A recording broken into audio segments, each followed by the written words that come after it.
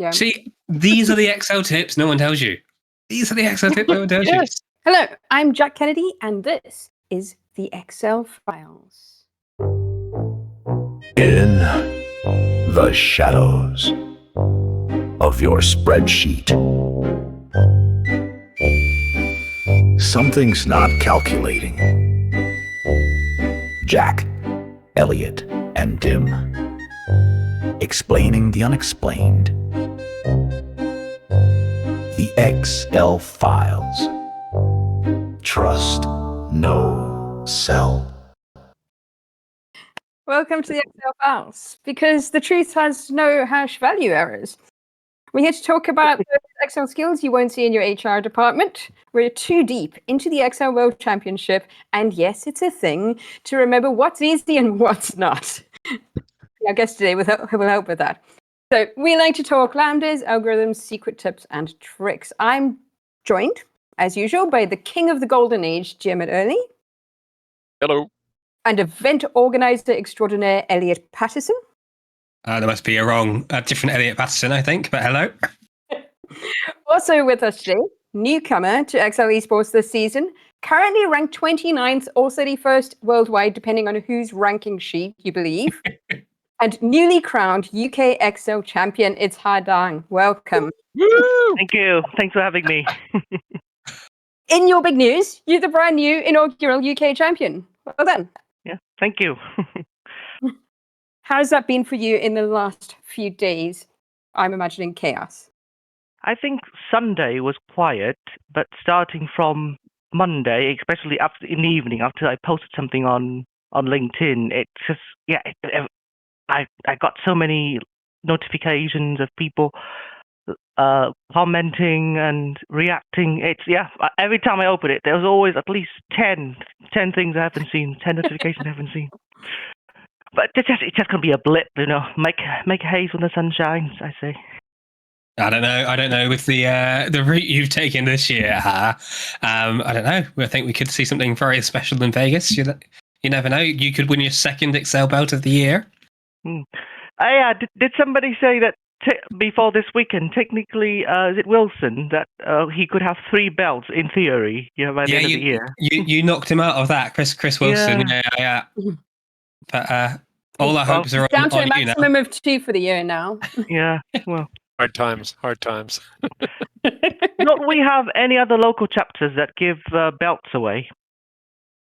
Well, that's actually interesting because we mentioned the whole belt situation, and there's now been some potential future guidance issued that local chapters may be doing a belt for all the local chapters.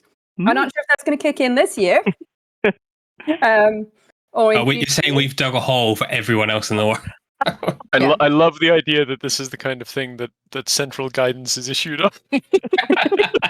To maintain the decorum and dignity of the brand, it is important that all local chapters... all champions come bearing a belt. We were at risk, I think, of upsetting Michael Jarman, because I think your belt is bigger than Michael Jarman's belt.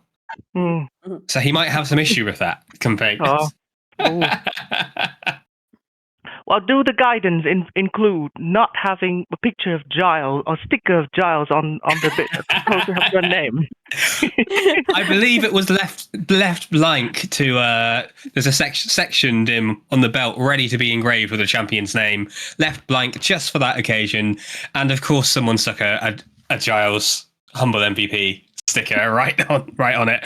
Not naming names. I think we can thank producer Johnny for that little sticker. Could have been anyone. But so how you are quite new to Excel as an esport? Yes, I only started in February this year because I saw Dim, Chris Clark, and Michael Jarman compete in that Excel Ninja case, and I thought that's fascinating. I could give it a try. I mean, not as fast as those guys, but I think Giles said you miss all the chances you don't take, and I thought that's I'm going to live by that mantra from now on. I could not believe when I saw you guys first on that advert, and I thought, seems fun, seems like a fun thing to do. I mean, not for me, but that ninja battle changed my opinion. Yeah. So it took you like 6 months to go from, oh, this looks like an interesting game I could play, to national champion. I'm slightly concerned extrapolating out another 3 months. Well, to be fair, it wouldn't have been possible without Dim's YouTube videos and Hayden's as well. When I started, I think Dim's videos were a bit too advanced for me, and it was Hayden that showed me how to, well, not directly, but his video showed me how to set up a model, a data table, and that's so valuable. But nowadays, I try just to use solve everything in one cell, because of Dim. I mean, if you've mastered my stuff, then it's time to move on to Bo. That's like the next level. Yeah. Bo's the next tier up. Yeah, I'm not quite there yet. Yeah, I think Bo is very economical with variable length, so character names length. So I need to spend a bit more time, deciphering what he means. Yeah, very economical with you've that. Got 3 months to get on top of that. Very economical, but also such a deep be... understanding as well of every little function, every little tweak, and yeah. Incredible stuff. The other useful thing is that on Monday next week, I believe you will be getting your OA Robot prize, and we'll be inducting you into the OA Robot Club. Yay! Yeah, I already have it, but I don't use it as much. Yeah, there is a function in OA Robot that we call unbow, and that takes a bow structured formula, which is no structure, and kind of tears it out so it looks like indented code. Yeah, there's a thing called disable bow mode or something. I think I've heard of that. Yeah. I had not heard of this. Where's this been hiding? But tell you what, though, I saw Dim paste like the maximum of a selected range using OA Robot. I think I would like some version of that at some point because it's so useful for the bonuses. Yeah. Yep, 100%. I've got like paste with max, paste with sum, paste with round. It's all there. Elliott, I feel like you're going to need to join us on the next batch as well. I'm so behind the times. It's almost as if I've been helping organise it. I mean, you've been helping organise the UK This guy Championship. doesn't use that. The thing is, you're the newbie, right? So you're on the cutting edge, and now Pat is taking over from you. You're no longer the newbie to Excel. Pat is the newbie to competitive Excel, and I mean, he's kicking your butt now, dude. He is. You're absolutely kicking my butt, huh? There's no way around that. But you weren't in the final, though. You couldn't. You were organising it. I knew all the answers. I mean, I tested all the cases about 300 times each, but I didn't know all the answers. So what, though? The first case, I think the fastest ever I've ever solved any bonus was the question about what is Giles' favorite drink. I thought, I don't know, and I just looked, literally Control F, type in the word drink, and saw Guinness. That's good enough. That's just stuck the answer in. Yeah, hopefully it was right. We did drop a lot of random hints like that in the days building up to it, including photos of Giles drinking Guinness multiple times the day before. And there were a few other random bits and pieces but it was absolutely set up, as you say, absolutely set up so you can Control F drink and throughout the workbook and find it as well. But yeah, you did follow the exact recommended approach that Giles put in there. Yeah, I think my problem sometimes is I'm so busy solving the levels that I don't solve. I think that if I can't solve bonus 2 might be even harder. But I need to try anything I can to get as many points as possible. I think we saw a little bit of that in London because was it the Malice case? You jumped straight to level 2. I could not figure out how to convert like decimal difference into minutes. You don't need to. You don't need to out yourself like that. You've won. You just go, it was below me. It was below me. Why do you think I left it until halfway down to solve I'm not going to do a level worth 50 points. Or anything that's worth more than 11 points was necessary. Yes, I was going to say. Absolutely. Oh, neck and neck. I mean, it was ridiculous. Like 11 points over what 2,400, like 0.5%. Wild. Yeah. Ridiculous. But I have an admission to make. Oh, In the first half hour, I was only trying to get within 70 points of Chris, Yes. and I thought, okay, Lorenzo is so far ahead of me. He'll win. He'll win the battle. That was decided. But it wasn't until I actually overtook Chris in the last battle that I calmed down and I started saying, I should try to solve the ones I haven't solved yet, just to get my score up a little bit. What I didn't realize was he was so close to actually overtaking me, Lorenzo. Lorenzo had indeed overtaken you. So in the back room, we were watching the total scores, and obviously from position 5 down, we couldn't see how they'd moved. Yeah. But we could see the top 4 that were on the stream, and your scores were being updated live real time. And with 5 minutes to go, Lorenzo was ahead of you by about 150 points. Yeah. You need to watch back the commentary, because me and Harry Gross, we're stood there. Giles is running a different phone to us every 30 seconds. We're being handed another phone with another photo of the thing. And I turned to him, I was like, just film it. And he's like, I don't know what you mean. And just ran off, got another phone, brought it back.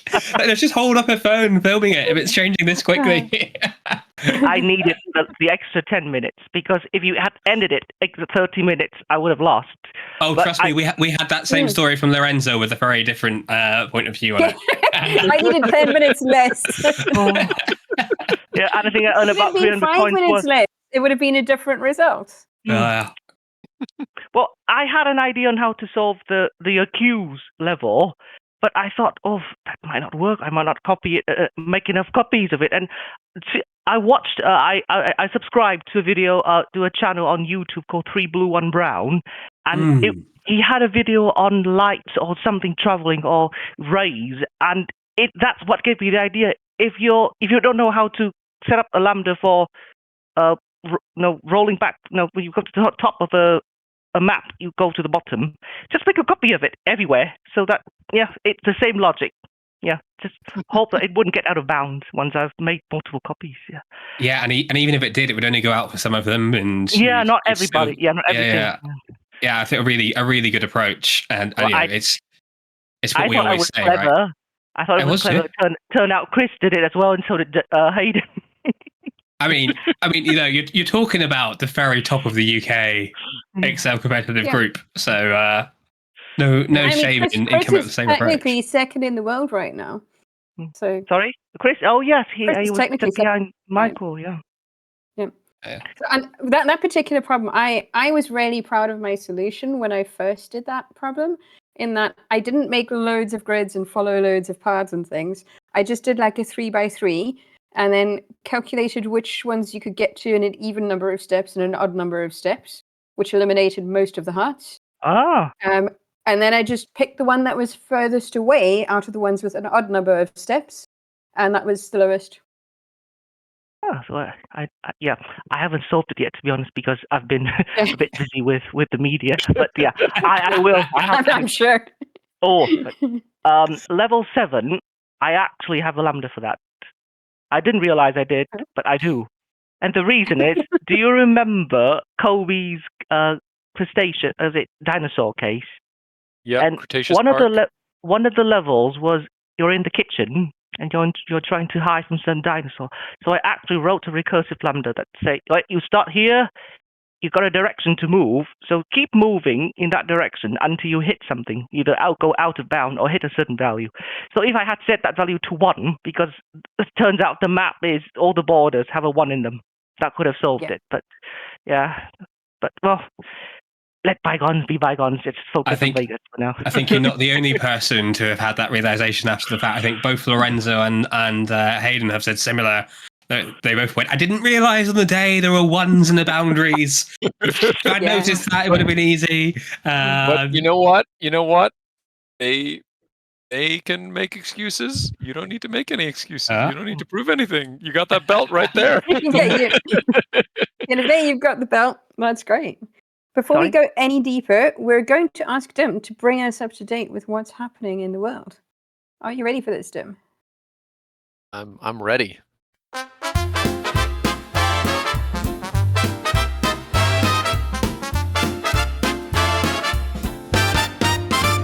Step right up and take the stage. It's time for Dim's Golden Age. Ain't it great?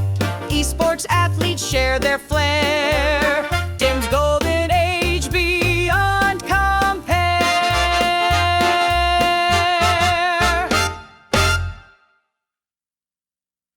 Jazz hands. For the sake of anyone at home, as the jingle started playing, Dim was like, I'm not doing anything unless you play the jingle. I mean, I'm not. I've got standards. All right, it's going to be a quick talking one as ever. What has happened since our last recording, like 1 month ago? We had Road to Las Vegas Round 8, including a particularly epic battle on the live stream between RV and Yi that like flipped who was in front 4, 5, 6 times, something crazy. It was like absurdly close. Hasn't been an FMWC round, although there's going to be one this weekend. Jason Sindler on Venture Capital. Good luck, everyone. Yeah. There have been, I think the platform, the Play Esports Online platform had already launched last time we were up, but they've had a couple of new 24-hour challenges, including solving sommelier in like 4.5 minutes, and all the people who got perfect scores and thought they did quite well being like, oh my god. And now there's like a special event going on, I think through the end of this week, which is like the Order.co sponsored battle, which I haven't done yet, but that's like a 20-minute, 25-minute financial modeling challenge. That's all the global stuff. Regional, so many things. Azerbaijan and India, I think both had rounds, but I haven't heard anything about those, so I can't tell you anything about those. Madagascar just launched their competition. South Africa had their finals. Congratulations to Michael van Schalkwijk for winning that. Chile had the first round of the competition. DACH had the second round. Brazil had its second quarterfinals. And Brazil and DACH both have in-person finals next week. And then you three might have heard about this. There was, let's see, who is it? MEWC UK had some kind of finals event. I haven't heard much about that. So we're just like, this is the season for like all the regional competitions wrapping up ahead of the big knockout. There's just like so many cases. There's also the free cases have slowed down, I assume, just in light of the flood of local chapter cases. But RV did another sort of slightly real life work themed one called Spreadsheets Unleashed, which I think is about learning to use summon filter. I haven't played that yet. And then Kobe just put another one out this morning based on Settlers of Catan, which I'm quite looking forward to playing. And last thing, there's a new channel. Julien Lacaze put up his first video, hopefully of many, doing a bit function solve of Pipemare level 7. So like bit and bit or, I think bit shifts as well. It's pretty cool. That's exciting. it. That's one month. It only took me 3 minutes talking at 100 words a second. was Golden every Age! function used starting with the letter J on Julian's channel? Well, he did it lambda free, but his lambdas do all start with J. Quite a few funnily named lambdas. I was going to use some of Giles's lambdas, obviously all named Humble, at the weekend. A lot of options in there. I was just going to add to that, Dim. That obviously Jean had quite the weekend, and the weekend just gone. Sean Waller, not only smashing it in the UK cases, but also the Chile case. 4 competitive cases in one day.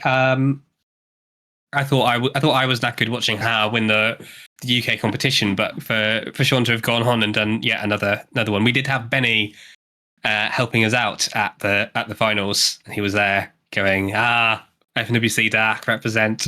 I bet he was thrilled to see that.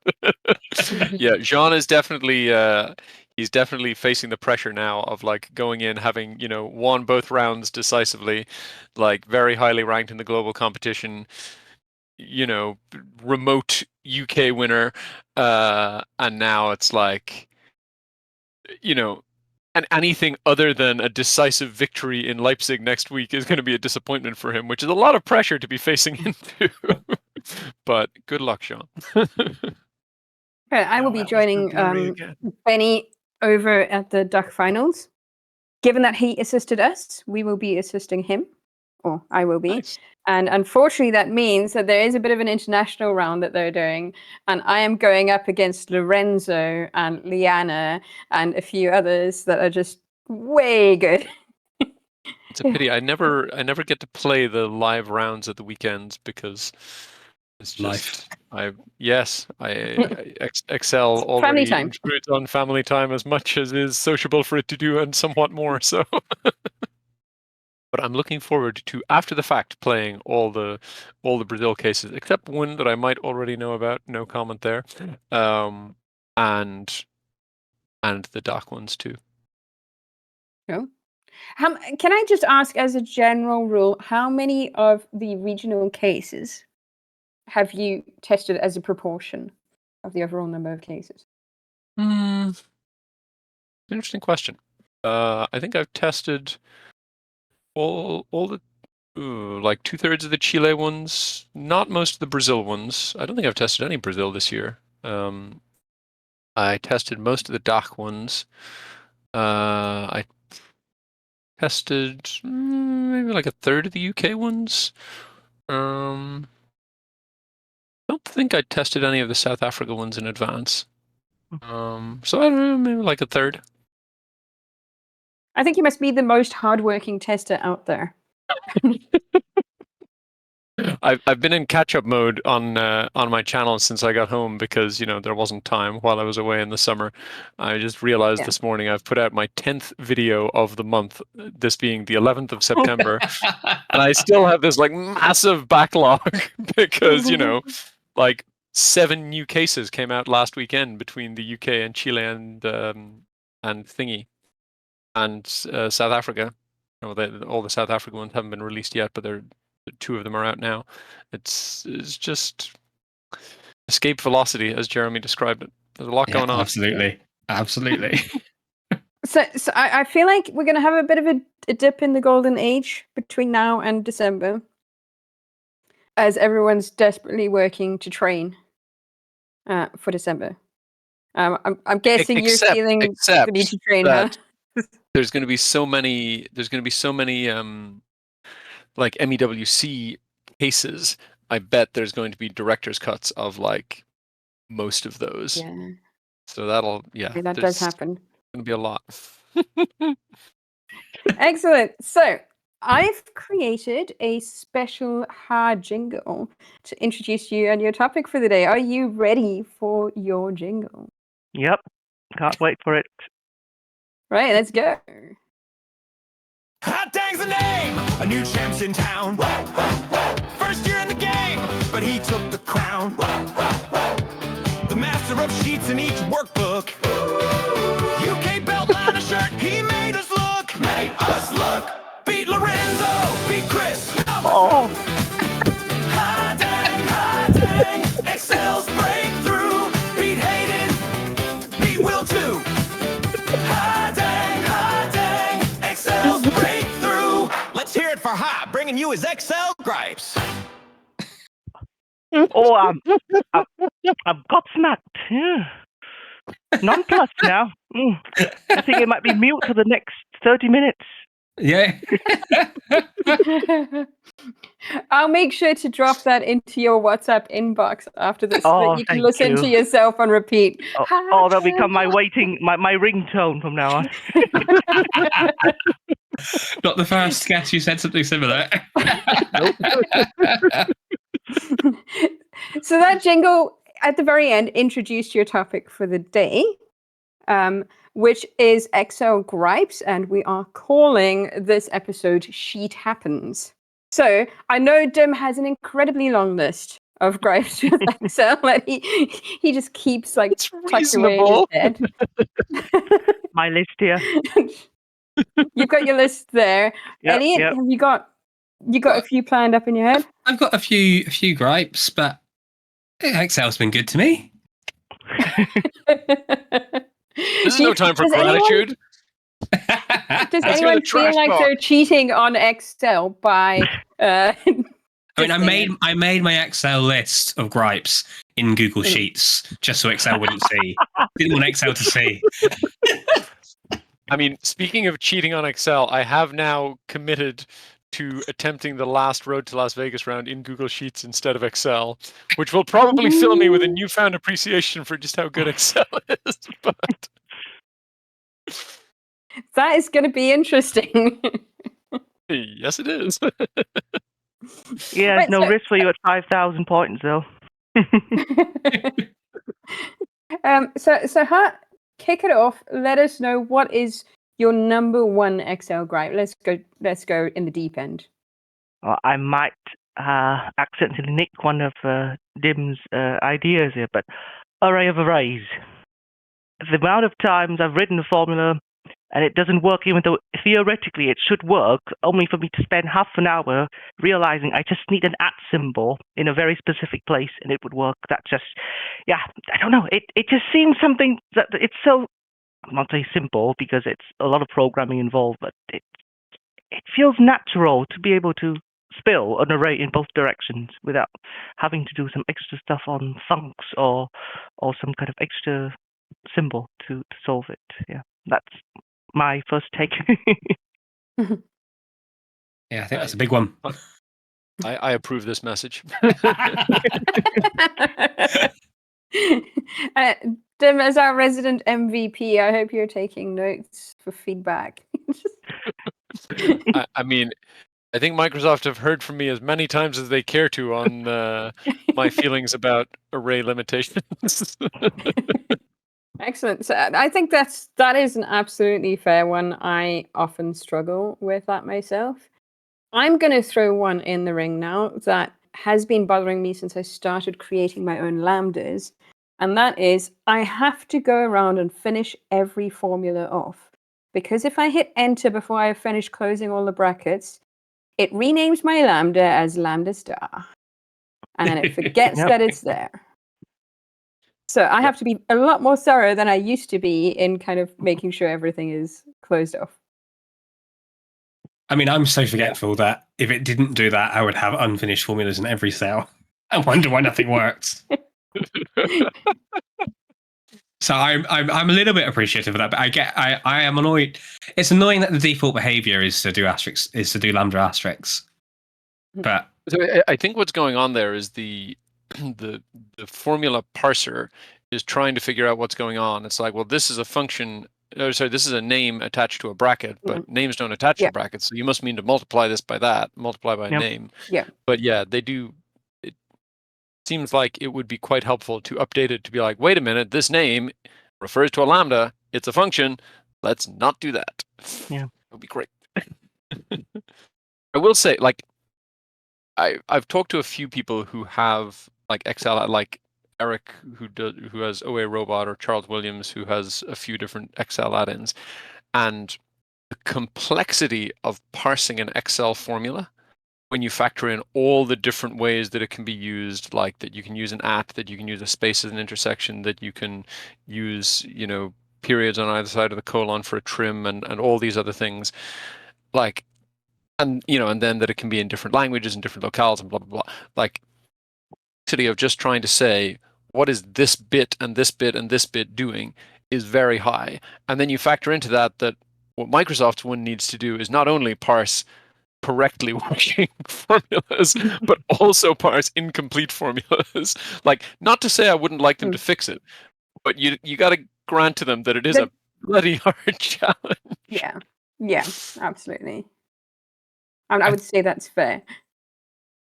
Reminds me of a case what Dim wrote, where you have to figure out whether the brackets are not balanced and which position it happens in. Yeah. I love that one. It was I fun. love that one. Yeah. Reduce. I used reduce to solve that. there we go. This is the way. This is the way. This is the way. But you mentioned one of my gripes as you were talking about that, Dim, which is the intersection, the space intersection. Oh, it's so blooming useful. I wish it was just there as a function. I don't want to have to. I want to use it, but you can't use the space because it's inauditable. Inauditable? That's a hard word to say. Right. You mean you want to use it in real life. Yeah, I think when I've been teaching XLOOKUP to people don't like nested lookups. It confuses them. But if you show them, it's doing this and it's doing this, and it's XLOOKUP. Yeah, that makes sense to them. All I want is something which says the intersection of these two things. Yeah. And I appreciate, Is there not a full intersect formula for that purpose? No, because part of the VBA issue there is, but not in VBA. But part of the issue is the fact that in real Excel, it would have to always take a range because, God forbid, a formula have a limit where you have to take a range only. Don't think any other formulas are that picky. Are you trying to goad me, Elliott? It means you can't use it at all because you can't just have a random space in your formula and have it actually functional. That's ridiculous. I see Dim is now trying to code his own. I am. I'm trying to figure out if I can write an intersect lambda, and yes, it works. Just I write have an intersect lambda A, that B, does A that. space B. A space B, yeah. Yeah. So I have one that does that, but what I've needed to do is because what I generally do in competition or in a spreadsheet that I'm working through fast is I use Control-Shift-F3.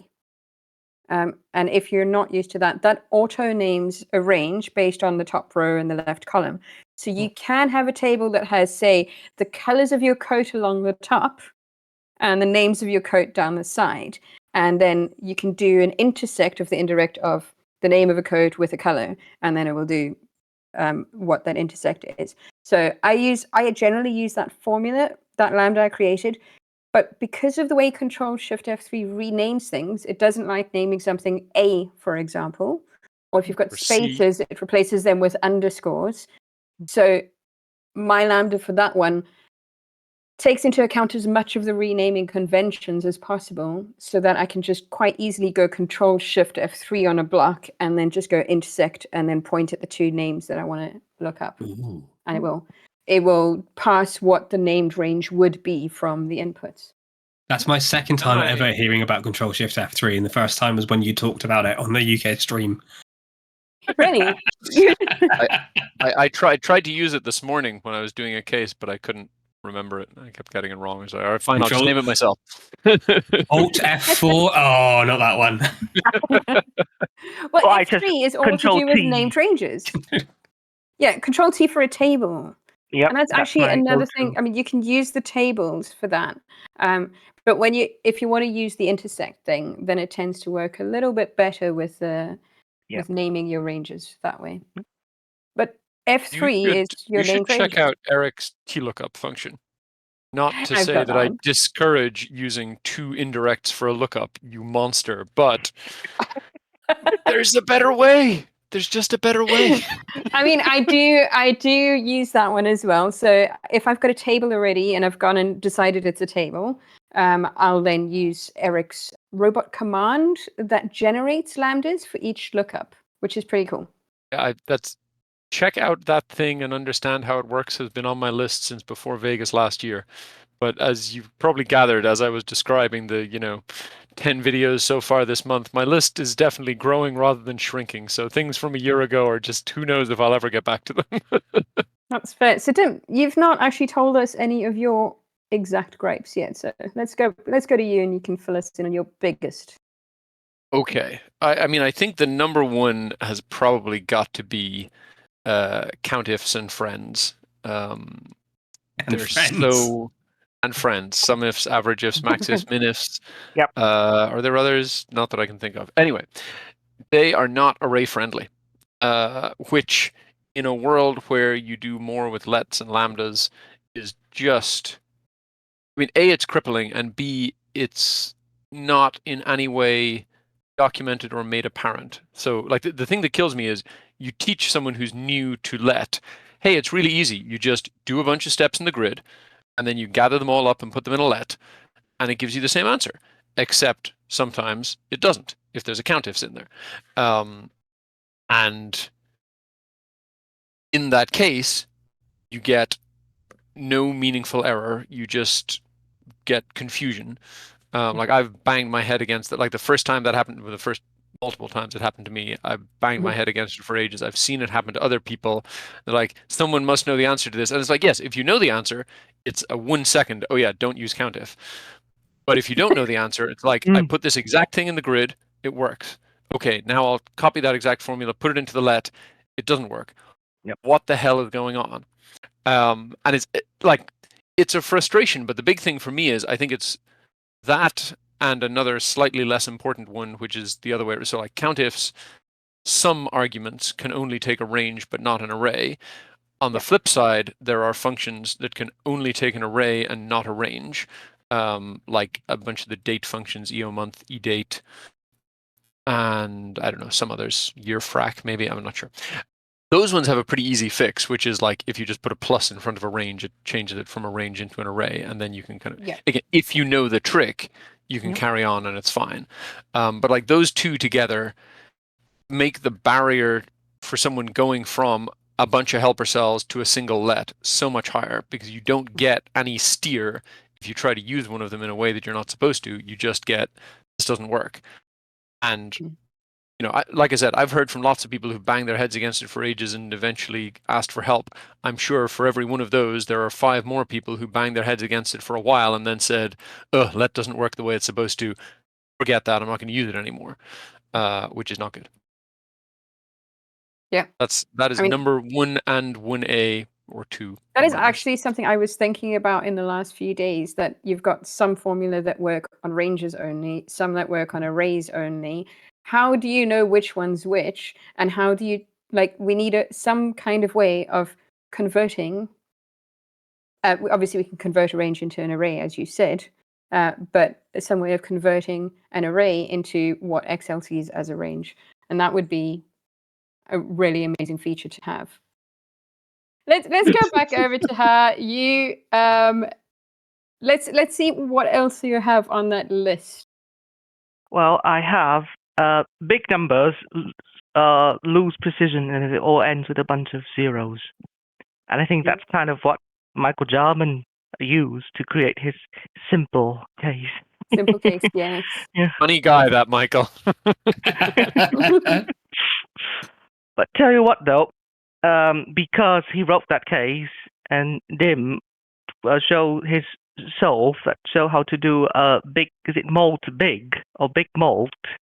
Yeah, and I feel that some of my previous mistakes helped me win on Saturday, because in Harry's case this year, there was a thing when you have to raise something to a very big power, but you only need to keep the last 5 digits. Yeah. I saw how Dim used reduce and that big molt to do that, to achieve that, and that's how I was able to do 2 to the power of 100, which is one of the bonuses on the day. Yeah. So it helped. Yeah, it led to something better down the line. Led to victory. Yeah. I'm very impressed that you did that so diligently, because I will tell you, if you just, you know, carelessly, cavalierly let Excel do its truncating to 15 digits, you still get the right answer. Yeah. Oh, but you know how you hinted at the end of that video that it's possible to do a divide big as well, but you didn't show the formula for it. I wrote it, and I kept dividing the answer by 5, and that's how I got the answer, the correct answer the first time. But I think what Will did is he just divide the slightly rounded, truncated number, and then he kept increasing it by 1 until he got the confirmed answer through the live feed. I think that's my guess on what he did. That's a good meta approach. I like that. Yeah. I got to do something which gets me in roughly the right area, and then yeah. After watching Giles guessing level 7, I had to keep doing everything I could to. Yeah, it was a good lesson to us all. Giles is guessing, I think. That's fair enough. I feel like we won't have that advantage going forward once we all start competing permanently on the new platform, because you won't get that instant feedback of your bonuses not actually coming through if you're on the live stream. You do get instant feedback on the levels, because that was Giles's thing, right? It was like, 1 score hasn't moved. could 2 score hasn't levels. moved. 3 Okay, score right. moved. Next question. 1. Yeah. So for next year, let's say for the UK final, will you allow everybody to see whether they've got the 7 levels right? We'll hopefully be in the UK. We'll hopefully be using the new platform. The issue this year is the way that it works behind the scenes is essentially however many live competitors you have to have that many Excel books open and syncing on a machine. So doing it with 30 is difficult. So we'll see. I think the plan is that we'll have access to the brand new system, so we'll be able to make some decisions once we played with that. But that was our limitation this year, and why we went before that, and the fact that trying to jump between 30 people's live scores is pretty difficult as a commentator. But largely, it was a compute power limitation. Jack, have you got another gripe lined up for us? Well, I do, and it is a classic. It's a banger from the old days. Let's go back to 2003 here, man. It's dates. Oh yeah, I remember it. Remember it well. It's what, sorry? Dates. Dates. Yeah, I remember struggling with dates in I feel 2003. like Excel has actually mastered the art of reading my mind and going, you want this to be a date? It's not a date, it's a fraction. And then it goes, you want this to be a fraction? You want this to be something else? Let's make it a date. Combine Johnny, that with the Johnny, fact... there's an unnamed meme begging for you to flash it on screen in the edit. Just pointing that one out here.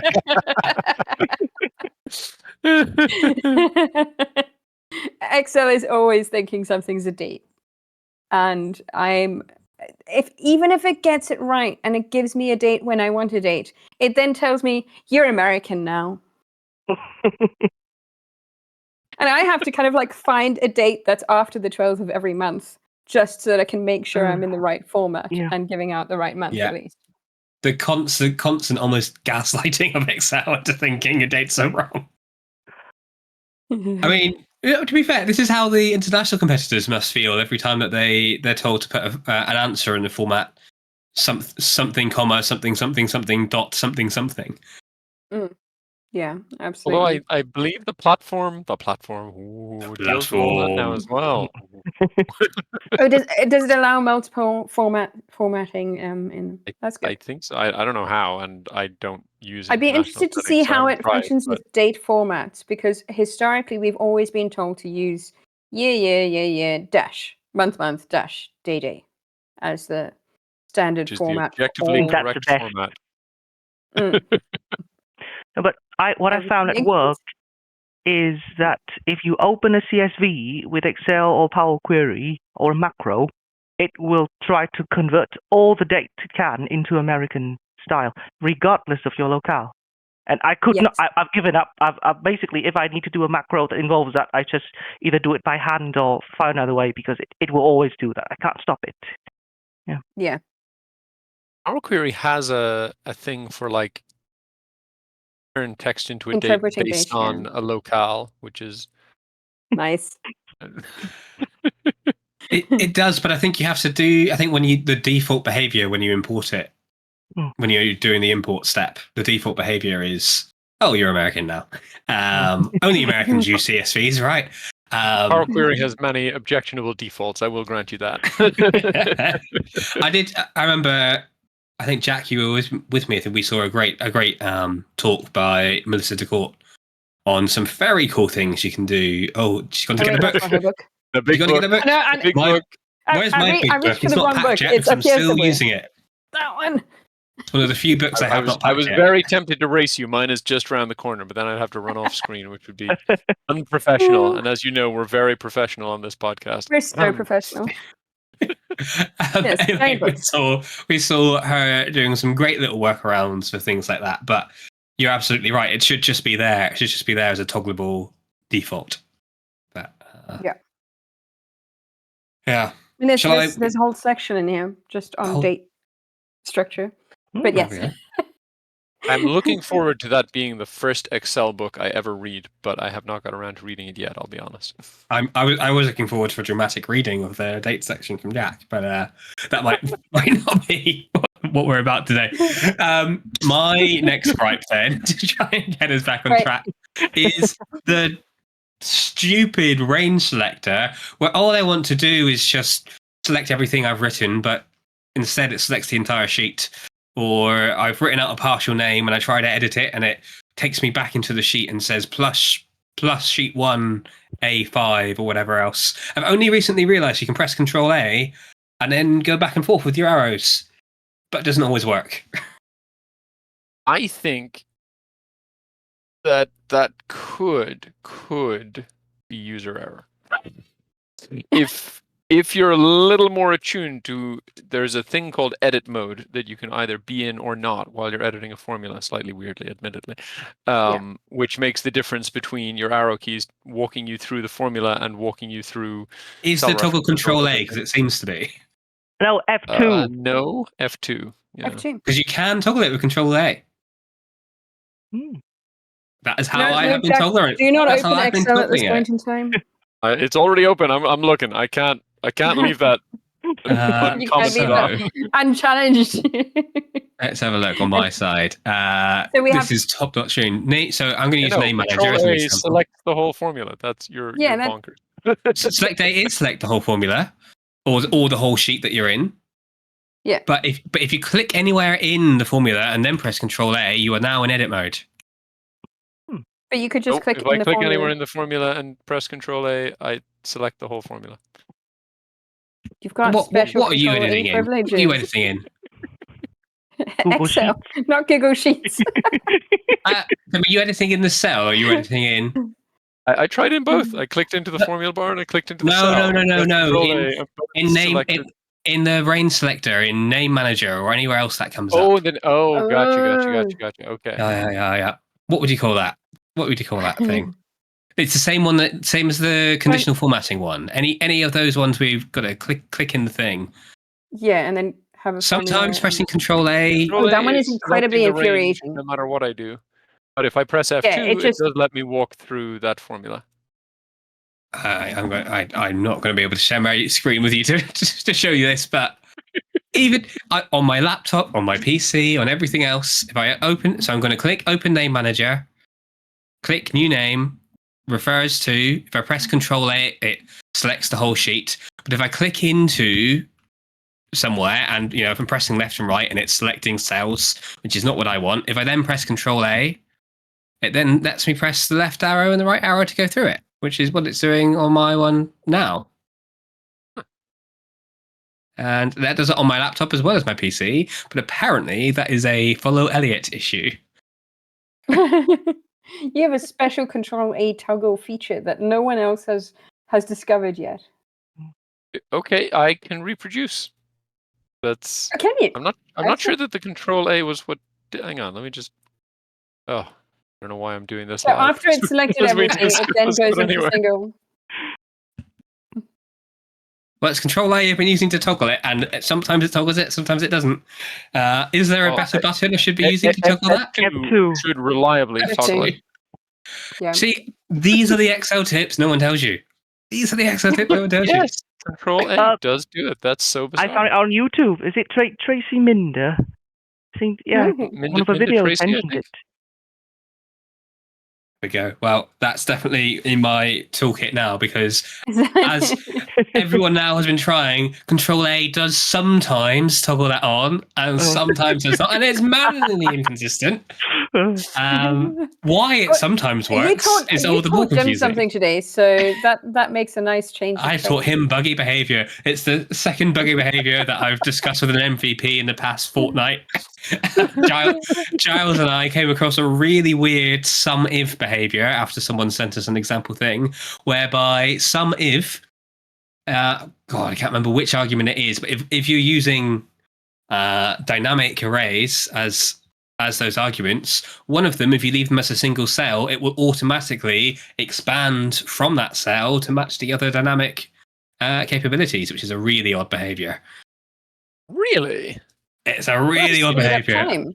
Because I have complained before that SumIfs does not like if you have a row condition and a column condition and a row condition, it does not broadcast them, and I wish it did, but it doesn't. So it doesn't. Know that it It doesn't broadcast, but it pulls in dynamically even when you're not selecting a thingy. Let me see if I can find it. I'm sure I've got Save that a one weird for example thing the somewhere. next chapter. Yeah. It's like, how about you close us out with a final gripe about Excel? Well, the len of some characters are two, even though it's only one character. And I have found out the name for it. It's called conjugate pairs. Surrogate pairs. Unicode surrogate pairs. And Okay. I don't know how to deal with it yet, but I know the name of it. So I will tell you, the rabbit hole goes deeper than that. You should, if you have some time and want to lose your mind, you should check out Bo's video on I think it was the Brazil case, Kingdom of Planilia. There was something in there about like combining emojis for your answer, and there are like characters of length 2, length 3, length 4, length 5. It's like the ones that are of length 2 are kind of stuck together. So like if you take the left of something that starts with a character of length 2, it gives you both. Yeah. But then there are other ones that are not as well stuck together. So like if you have one of them and paste another one next to it, it'll turn into one. But then if you take left, it'll split it out again. It's wild. Yeah. When I was doing one of the, I think Johnny mentioned this, but Harry Ross was very proud of giving us a case where you got a mix of characters with length 1 and 2. And when I encountered it, I thought, I'll change it to compatibility, kind of latest compatibility. The thing is, I think it's on my laptop, but it doesn't work because I only have Excel 2024. So it doesn't change the behavior. So fun fact with that one, compatibility version usually changes something that's length 2 to length 1. And the night before, I pointed out, it was Harry Watson that wrote that case. It was level 2, I think, on the middle case. And I pointed out to Harry Watson the night before that if you get the length of them, they're both 2. This is the crossed swords and the arrows icons. The length of them is both 2. If you then go and switch compatibility version to mode 2 or whatever it is, they should both become length 1. But, and this is the first time I've seen it, the crossed swords stayed at 2, and the arrows became 1, which actually made it even harder to work with them. So I just freaked out, and I just noticed that if I take all the odd rows after the letters lambda, it works. So I just did that, but yeah, I need to delve more into it. Yeah. Nice. I mean, part of what Bo found was that there was this one pirate flag emoji from that case. It was 5 characters long, because it was a black flag and a skull and crossbones. But if you put them next to each other, they turned into a pirate flag, and then I think one of them had an additional modifier. So like they're both 2-character things. One of them had an extra modifier on it, and then if you put them together, it turned into one character. And like he was exploring, could you use like regex extract is quite smart about character sizes. So like if you have mixed 1 and 2 length things and you say regex extract, it'll give you all the actual characters. He tried that. He tried mid. He tried left. He tried all kinds of things just to be able to say, if I have a string of characters, one of which is this length 5 pirate flag emoji, is there any way to recover the fact that that was one character and not 2 separate pieces? Could not find anything. It's mad.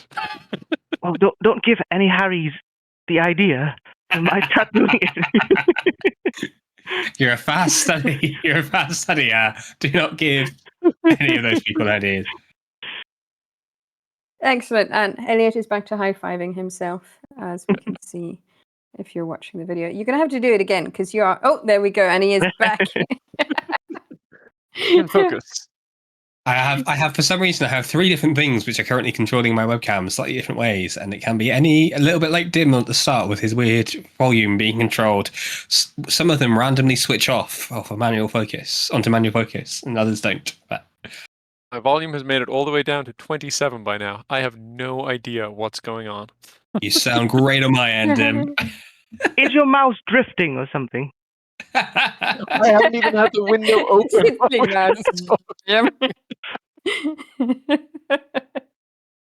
I think we will round it out there because we've got about 5 minutes at most left in the podcast, probably a little bit less.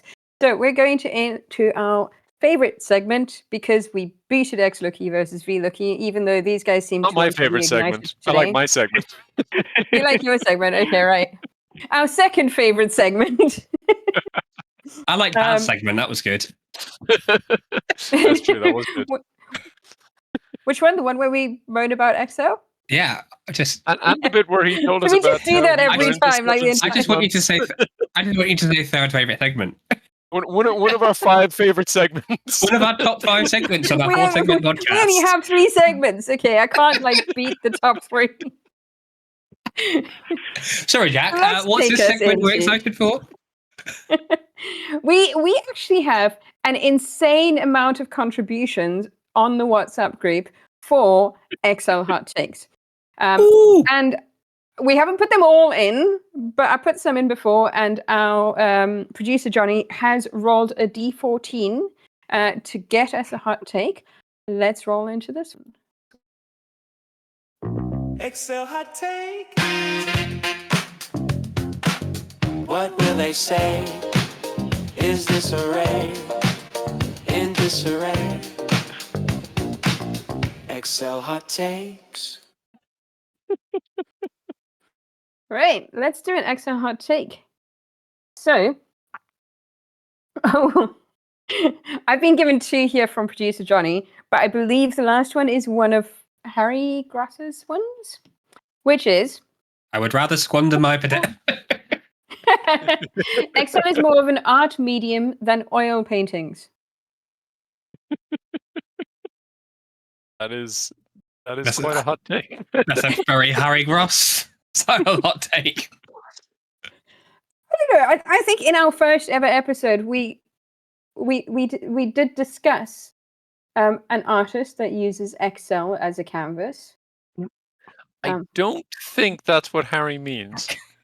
I No. don't think he means that you can make oil paintings in Excel. I think he means that, Well, Alice we in use our Wonderland brains to is as much a up work of art as the Starry Night.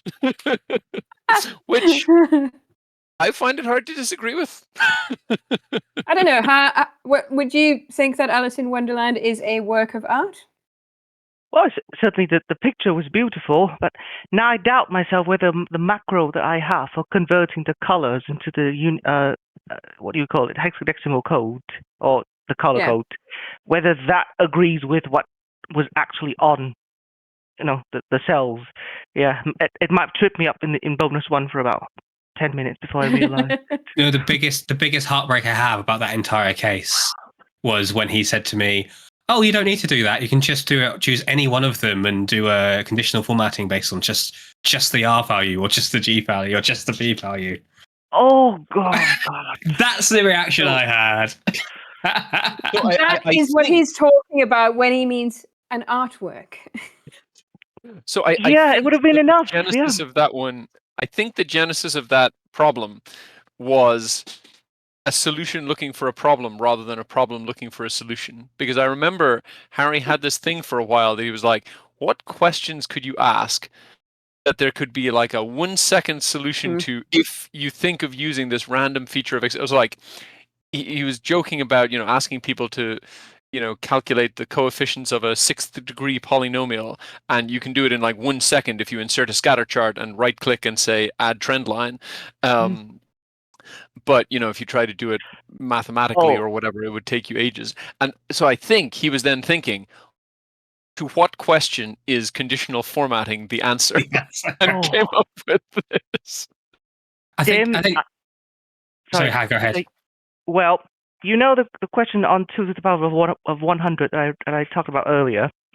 Hayden told me that Harry told him you can solve it with logarithm, and I did, and it came out to 45.72, which would have rounded up to 46. That would have been the answer. But yeah, well, I brute forced it anyway, so Yeah. That's a very Harry Gross style. Lots of Harry Gross's things are, in hindsight, there's a really quick way. I think me, Harry, and Dim were at dinner when Michael Jarman was testing Malice. And Harry was like, I don't know why he's saying that's hard. All you have to do is this. And Dim and I were like, oh, Harry. I would agree that Harry Gross things are equal to oil paintings, but I think Harry Gross operates at a different level to the rest of us mere mortals. Do you not feel like when you're working in Excel day to day and you've been given a problem and you have to come up with a creative solution for that problem and design a model, then what you're doing is effectively a form of expression, because everyone will answer a question or solve a model or build a model in a completely different way. I think an expression doesn't have an equal sign in it. I will say I see where you're coming from. Much in the spirit that people like to, I don't know, draw two straight lines on a piece of paper just to try to get people to say, that's not art, you can't call that art, I could do that. I think in the same way, there's a lot of subjectivity around where the boundaries are. Malice in Wonderland, for me, yes, art. Designing your financial model, don't know. I think it's an art form.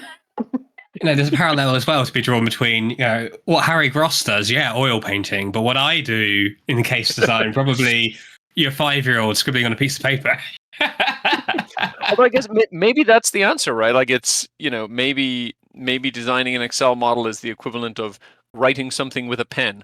Like if it's your shopping list, probably not art. If it's the next great American novel, probably art. I've come across a really interesting idea recently, which is rating things out of how complex they are. So the issue being that Citizen Kane is a 10 out of 10 movie, but the Lego movie is a 10 out of 10 movie, but obviously they're not both 10 out of 10s. So the Lego movie, it's done everything it was promised to do. It's perfect, but it's a 5 out of 5 movie because it would only ever be rated out of. But it's not 10 out of 10. And I feel like maybe that's what we're getting at here is a Harry Gross case might be a 10 out of 10 artwork. My financial model might be a 3 out of 3. It was never going to be artistically beautiful, but it's perfect in every way. Maybe not quite perfect in every way. What is the most beautiful thing you've ever created in Excel? How can you make us choose? Well, I recreated Bo's lambdas on how to find map distances, and after I learned about his I learned 1 or 2 of his formula, I actually did something that could do, is it deep sea diving? Yeah, and but then John Tay came out and blew it out of water because it's a lot harder. But at least it introduced me to recursive functions, and it introduced you to a way of dealing with maps that I didn't think was possible. So I'm quite proud of myself for coming up with that. Yeah. That is the kind of thing I'm talking about as beautiful, because it uses a beautiful way of using your mind. Are you going to convince as many people that that's beautiful as Van Gogh's Starry Night? I mean, it doesn't have as many people crowded around my spreadsheets. I'm not going to lie. Not yet. Not yet. Esports keeps growing at this rate. But if you're gonna get seriously artistic about it, there is a bunch of stuff in I've go to MoMA sometimes in New York, and there is stuff in there that you put it in front of the average person and ask them, is this art? They're gonna say, no. What the hell are you talking about? I actually have right here a little tribute that I made for Connie. It says, a rose. In this instance, the curators chose to display the work using ink on a sheet of letter paper rather than using the materials described. This was a parody of some of the art that we saw in MoMA, where there were exhibits like a wall that someone fired a shotgun at point blank range. And then there was another exhibit where, someone had written on the wall, a wall that someone fired a shotgun at point blank range. And they had these completely earnest notes underneath saying, in this instance, the curators chose to display the work using the materials described. In this instance, the curators chose to display the work using words written on a wall rather than the materials described. Like, if we're going to go by, do people believe this is art? Then you can strike off some spreadsheets and you can strike off most modern art. I went to MoMA once and I spent most of my time on the ground floor where they had retro video games laid out to play. And I was perfectly content with that as an art form. Right. I think we are needing to wrap up at that point. So thank you all for joining us today. And thank you, Half, for getting us all worked up about Excel. So just a quick round the house. What's going on with your lives? Where can people find you, Dim? People can find me on YouTube like all the time at the moment. Not really on LinkedIn anymore. I've been trying to avoid it since the summer because I realized it's terrible. I kind of already knew that, but anyway, now I'm not using it so much. But yeah, lots of YouTube. Okay, and Elliott, high five. I've gone out of focus again. Hello. Yeah. Yep. You can find me normally, hopefully, with a little bit less blurry camera. There we go. You can find me at YouTube. I've actually released a YouTube video again. Woo! Yay. In my defense, I was busy streaming 5 hours of UK Excel finals and getting prepped for such an event. Yeah, hopefully more of that coming again soon. So what am I? E_Pats at YouTube. Excellent. Huh? What about you? Where can people find you? Well, I'll be on LinkedIn promoting, FMWC and MEWC as much as I can. Get the next generation of Excel users excited about it. I do this anyway, but I've asked for Thursday afternoon off next week to do the final battle because I am currently seed 31 and it's a very precarious situation to be in. Is this because you want to drop out of the top 30 or keep in the top 30? If you look at the list of people who are ranked like 33 to 60, there's not a lot of protection in getting seeded this year. Good plan. Okay, I'm Jack Kennedy. You can find me at Exceltism Jack on YouTube or Exceltism on TikTok. I'm going to play us out before saying goodbye with one last round of hers special jingle. Yeah. Hot dang's the name, a new champ's in town. First year in the game, but he took the crown. The master of sheets in each workbook. UK belt liner shirt, he made us look. Beat Lorenzo, beat Chris, number 2. Hot dang, Excel's breakthrough. Beat Hayden, beat Will too. Hot dang, Excel's breakthrough. Let's hear it for Hot, bringing you his Excel gripes. It's the boom at the end for me. Thank you to our listeners very much for listening. There are full video versions of the podcast on YouTube at XL Files, and we will have a link to everyone's information there. So come back next time, which we are looking at having a 6th episode, even though we were going to stop after 5, if Elliott is so kind as to work with us on one more episode. Literally fading from view as you say that, Jack. It's beautiful how well you faded from view at that point. Couldn't have done that if I tried. Thank you very much. I mean, these are the bits that you can stick back in at the end of this cat. Can you please stop climbing my neck? I've just lost my screen because the cat walked over the over the power supply. But by the way, Jackie, you're not the only one with a pet. Hey. Hello. Yeah, her name is Molly. She's a cockapoo. She's very nosy. My sister, as my mum calls her, is a cockapoo. Seems legit. Seems legit. Goodbye from me and from Lana Banana. Absolute gold dust. Bye, Johnny. Cheers, Hal. Thanks.